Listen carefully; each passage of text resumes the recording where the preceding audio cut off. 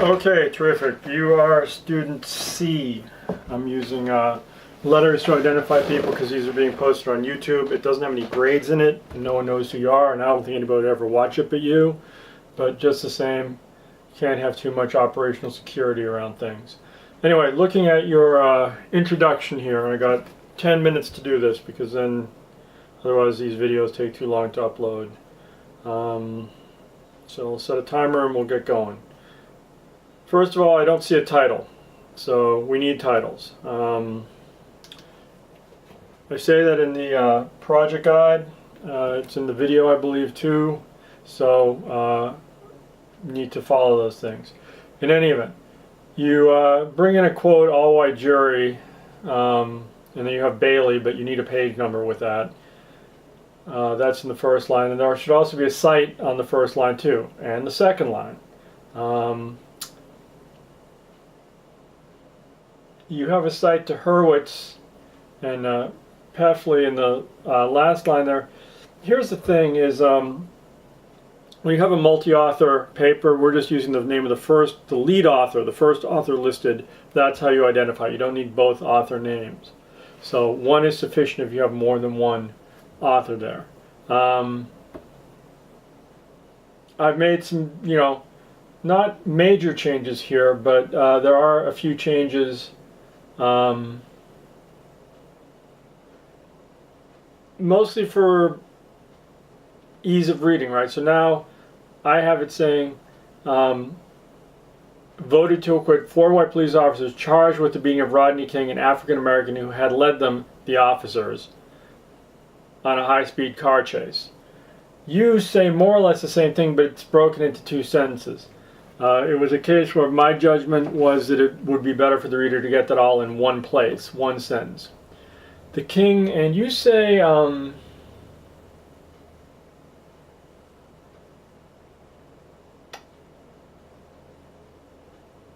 using the word, I don't think you used the word beating. I'm using the word beating to describe it. I can't think of a more accurate way to describe it.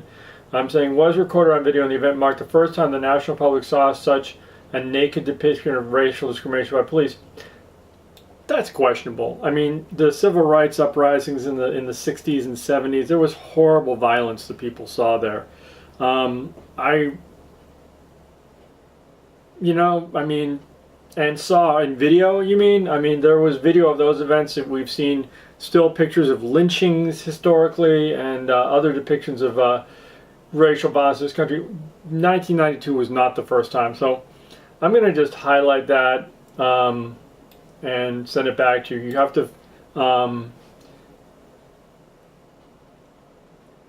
to find a way to talk about it. So we're saying it's one of the starkest representations that we've seen in the modern era, perhaps might be the way to say it. 25 years later, many still not believe racial discrimination by Americans is an issue. The condition of the American justice system results in the discriminating group of African Americans standing alone against, I would say, a discriminated group. Again, alone against the inequity. African Americans largely perceive discrimination as an issue within the justice system, while many white systems do not. And maybe that's all that's necessary. Maybe we can get rid of those other sentences. So I'm actually doing some re-edits on the edits I gave you, trying to clean things up. The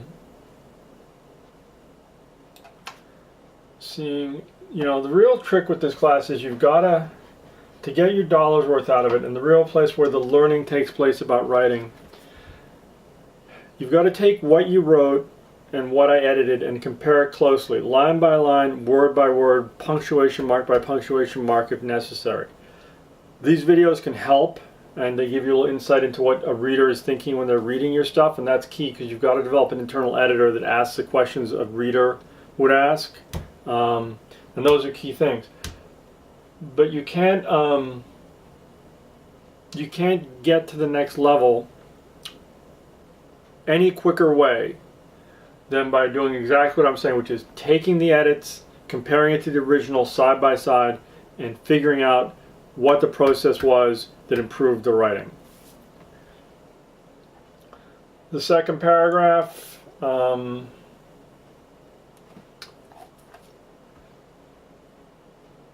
say, although the United States appeared to have progressed by electing a president of mixed race. Now you, I must be taking that from something that you said.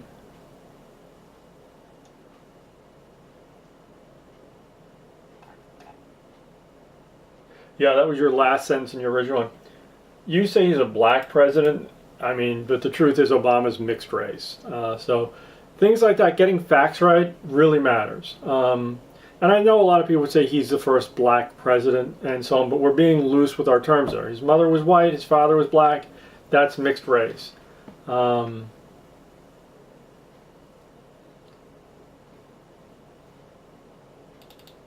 changing it so you have in the rewrite I say the fundamental racial issues remain. Instead, the country, I'm going to say, instead of remains divided, is divided in its ability to confront issues of race and law enforcement in an effective manner.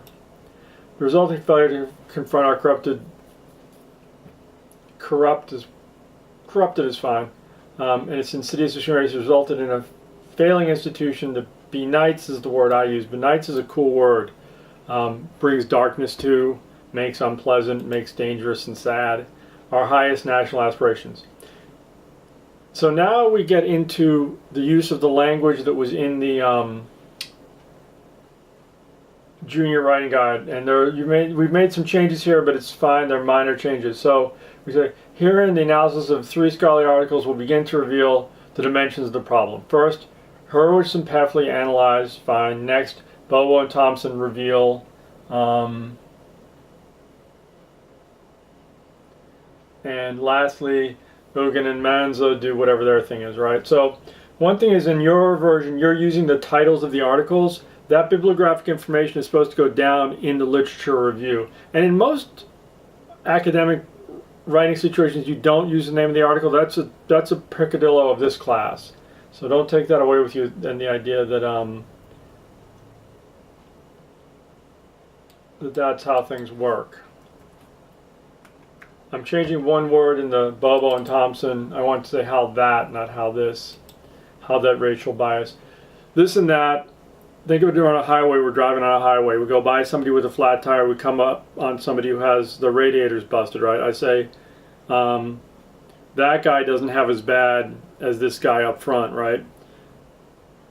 That's the thing in the past. This is the thing I'm about to talk about. Think about the same way in your paper, right? If it's something I've already told you about, it's that thing. If it's something I'm going to tell you about, it's this thing that I'm about to tell you about. Why do we have 2 words? To make it easier for the reader to understand where you are, where, as the author, where you're heading. In any event. Finally, we say, after the exploration of those articles is complete, the focus will shift to, then you need to supply some explanation, question, concern, puzzle, and I say an expansion on the question, and an explanation, critique, or suggestion will be presented and explored. So that's easy enough. You have to see that, as my comments say, you're writing what I always call a soapbox paper. So you're up there on your soapbox and you're pointing to something in the world that's bad. And that's fine. There is a place to do that, a time and a place for that kind of writing. And you're not wrong. I mean, you're right. But that type of writing is not the habit of academic writing. And we're modeling ourselves on academic writing here. We're more dispassionate. We're more detached in our analysis. So you can still describe bad things in the world. You just don't take as strong of a position on them. You let the evidence lead the reader to reach the same conclusion you reached, right? In the op-ed assignment, you can do a soapbox, but this is not an op-ed. So you need to make it more dispassionate. And also the junior writing out again is important. You're not having a title or the requested language that I want in there.